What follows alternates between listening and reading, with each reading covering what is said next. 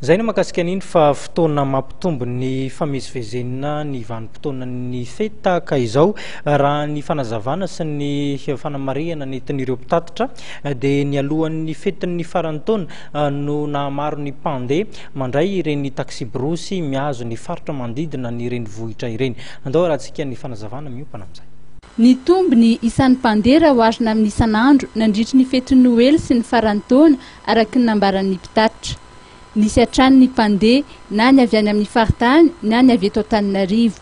Raha ny tatitra nataon'ny mpitatitra ny mialohan'ny Noely ny faha 12 sy faha 13 Desambra ary ny 1 Desambra 2024 no tena betsaka ny mpandeha no taterin'izy ireo.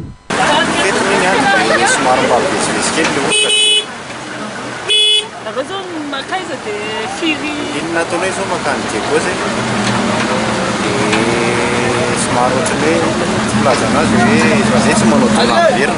Zay zany ny aminay ato ity coopérative ity tsy mahazo manao taona averina nefa le resaka sécurité le tormasin'ny chauffeur ity tsy maintsy mijanona any aloha mianany tsara mihitsy dia indray mijanona aty aloha. Zay indray mandeha isan-kerinandro ihany ka indray mandeha isan-kerinandro ihany ny antanay ka azo atao zany izy raha hoe anina feno tanteraka.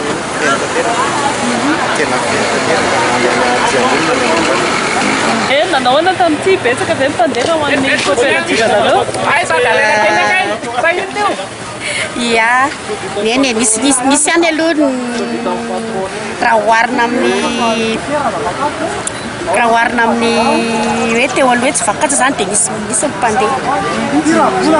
Mandeha Tomasina moa zany? Ia, Tomasina. Dia firy tao anatin'ity anyty ny tomobile anao hoe mandeha feno foana ve? Ia, feno foana maraina manasa eo amin'ny telo dia hariva telo. Zo arivo zany telo mandeha toko semaine. Le midina ny tena betsaka fa io famaly.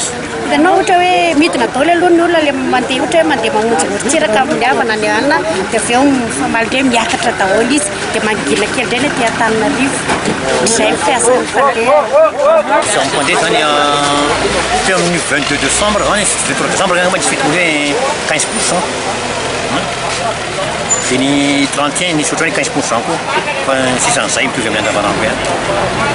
Zany hoe vao marika zany misy fetraikany hita mihitsy zany hoe ny midina zany no fahefa-midiny gasy. Anisany mpandeha zany tanàna zany zany hoe misy mpandeha zao hoe mpampianatra amin'ny PP, mpampianatra amin'ny lycée reny tsy afaka manao vakansy atsony. Atsony hoe izy dia tsy afaka manao vakansy atsony. Betsaka ve manao spécial? Tsisy. No marian'ny mpitatitra fa tsy nisy fiakarana ny sarandalana mihazo ny faritany tamin'ity fety ity na dia nisy aza ny fiakaran'ny vidin'ny gazoalina. Ho an'Antananarivo mihazo an'ny Tomasina ohatra dia mijanona ho 7,3 ariary. 4 ariary kosa ny sarandalana Antananarivo Antsiranana. Dia iny fanadihadininy ihany koa tompolasitoko vavy no anakatonantsika indray ny pejin'ny fampahalalam-baovao tamin'ity asabotsy ity azadiny mitoetra ny fandarana eto amin'ny fahitalavitra matv ny tena kosa mametraka ny veloma mandrapitafa ho amin'ny manaraka indray veloma tompoko.